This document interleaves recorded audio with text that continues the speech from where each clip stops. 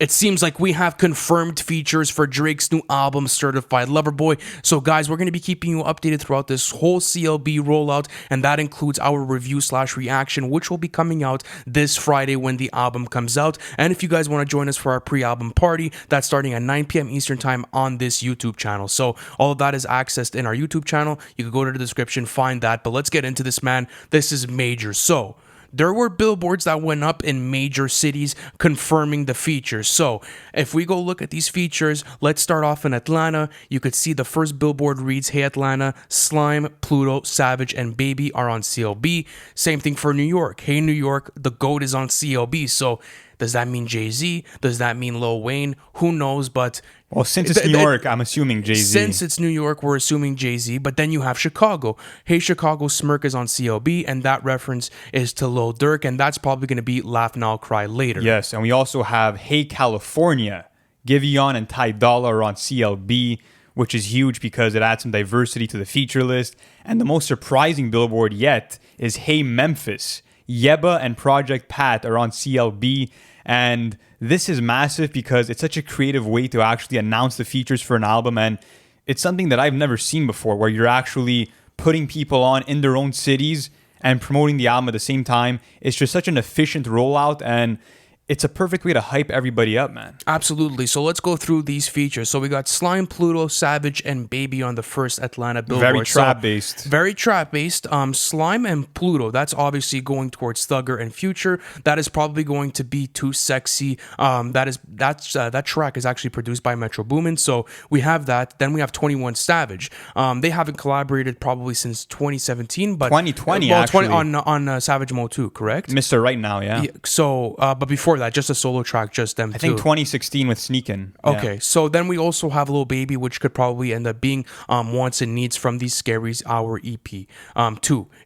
Then we end up going to New York. We have the GOAT. So does that mean Jay-Z? Does that mean Lil it has Wayne? to mean Jay-Z, because the only GOAT from New York that Drake has really worked with, I would say, is Jay-Z. And they've given us amazing collaborations. And if we get anything close to Pound Cake, where Jay-Z's dropping bars about how he's made more millionaires in the lotto, I'm all the way in for it, man. Absolutely. That would be absolutely massive. And then obviously Chicago with Lil Durk, and that's probably Laugh Now, Cry Later, which was a mega single for Drake.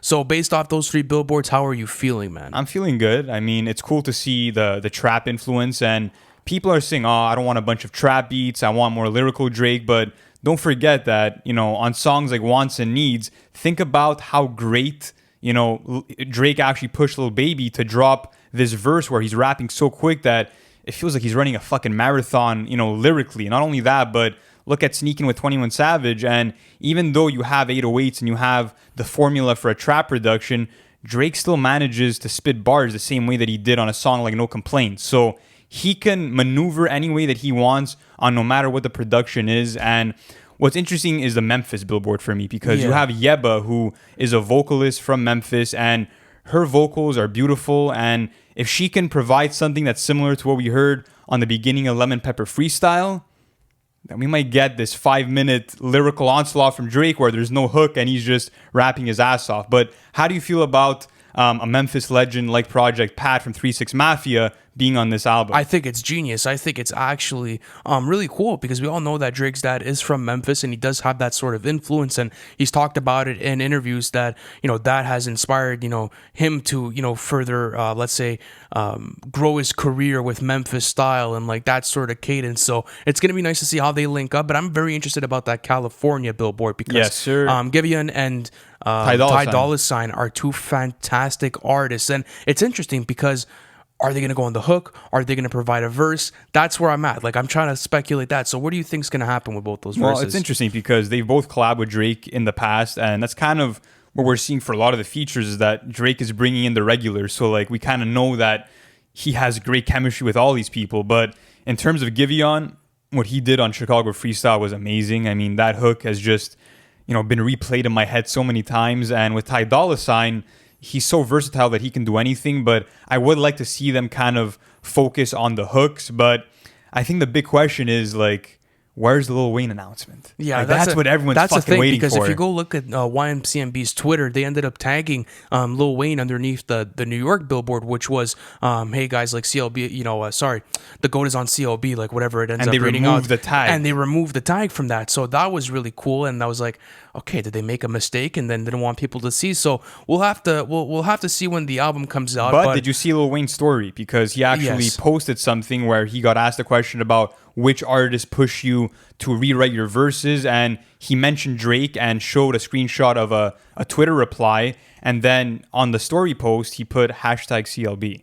So I think Wayne will be on it, and they're just one of the best duos of the 2010s, and have given us so much material that has lived on. And think about the way that they wrapped their asses off on BB King Freestyle, man. Very, Like, very interesting stuff. And especially that we have now 10 features. That probably means that this will be a lengthier track list. We will probably have anywhere to 15 to 19 tracks. We'll have to see. It's all speculation at this point, but I'm excited. Listen, we're getting, if it feels unreal, like to finally see this album coming to us, like, I've been going through these months and I'm like, fuck, is he going to drop this Friday? Is he dropping this Friday, this Friday, this Friday? it's finally here. It's finally here. And it seems so fucking surreal, dude. Yeah, it does. And Ebro actually came out and said on his Twitter that apparently he heard that this will be a straight-on full rap album. So does that surprise you? Because the closest Drake has come to doing that was on Nothing Was the Same, but he's never, gone full-blown out with this. So do you think that's a possibility here, considering the title is Certified Lover Boy and that the cover is 12 pregnant women as emojis? Well, we'll have to see for the album cover until it comes out, because if you Yeah, see, true. like, there's the logo branding at the bottom of these billboards, so maybe it gets changed last minute. But talking about, just how I feel about it being a rap album, the one album I have, well, the one project I have in reference right now in my mind is If You're Reading This, It's Too Late. True. It's the most recent project that has just, strictly touched upon hip hop. Well, there's obviously songs like Madonna and Jungle. that are more R&B influenced, but at the end of the day, there's a heavy trap influence on that project, and for the most part, it's consistently hip hop all throughout. So I'm kind of looking at that track list and I'm like, okay, if he recreates that from 2015, does it with more flair, I see a more mature pen from Drake through, let's say features like Seeing Green and BB King Freestyle, this could end up being a fantastic fucking project. So that's more of like where I'm at with it. How about you? Like, how do you feel about him going more into this direction, whereas if, Scorpion had that double-sided album to it, or More Life had that, really that duality of like dancehall and, other Yeah. sorts of genres? Well, listen, we were talking about this before, and like I told you, if we get 12 Tuscan Leathers, I'll fucking drive down to Toronto right now and just blast that album with the windows down, passing by the CN Tower, and just enjoy the fucking moment, because there's nothing more than I would want from that. Because personally, I love all of Drake's styles, and I think that that's what I love about him, is his versatility. But there's nothing I love more than that introspective, lyrical Drizzy, because he's so underrated as an MC. And if he wants to display his skills in that category here, I'm all fucking for it. And it's going to be cool to see. I mean, this is a stacked feature list, but who is one artist you think is missing from the equation? Who do you really want to see on this? Well, I wanted to see a Buffalo sign go up, because I wanted Benny the Butcher. Like, I think that collaboration would be absolutely awesome, because there was rumors that they had two tracks together, one that was softer and one that was more hip hop lyrical based, that they were just going at it for fucking 32 bars or whatever it is. So I wanted to see that enter the project, especially if it's a hip hop influenced album and it's going to stick that way.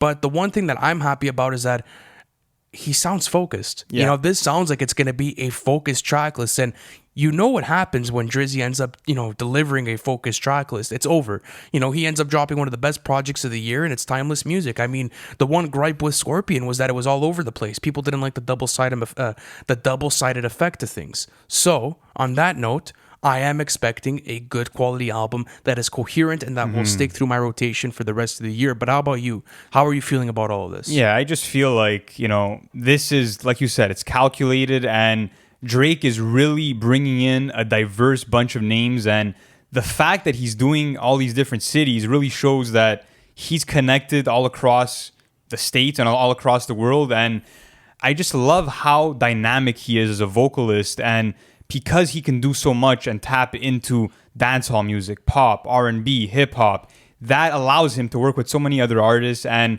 I've loved this minimalistic rollout for the last week. Not only that, but we've also seen the merch come out where you had the Nike swoosh with the CLB flowers around it with some Drake lyrics in the back. That was cool. We also got billboards of lyrics that are probably going to be lyrics from CLB. So it's been a fun rollout. And also we got these letters from Sandra, Drake's mother, with, these roses shaped things where you have like, the number 3, the number 2 leading up to the days for the release of CLB. So I've loved all of it, and I'm just excited for the album, man. I'm fucking ready. Absolutely. And I think everyone is ready at this point. So on that note, guys, N4 will be keeping you updated through this whole rollout. So as I said at the beginning of this video, please subscribe if you have not already. We're doing content on the daily here, guys. And not only that, but thank you so much for watching throughout this whole video. We appreciate it, and we'll catch you on the next one. Thank you for watching the video. It's always a pleasure doing content for you guys. Listen, if you haven't already, subscribe to the channel because we're doing album reviews, and we actually have our series called Everything We Know, where we take you guys through the whole album rollout of the hottest releases of the year. Not only that, guys, but our Patreon plan is now live. You guys can access that in the bio. I appreciate you guys, and I'll see you on the next one.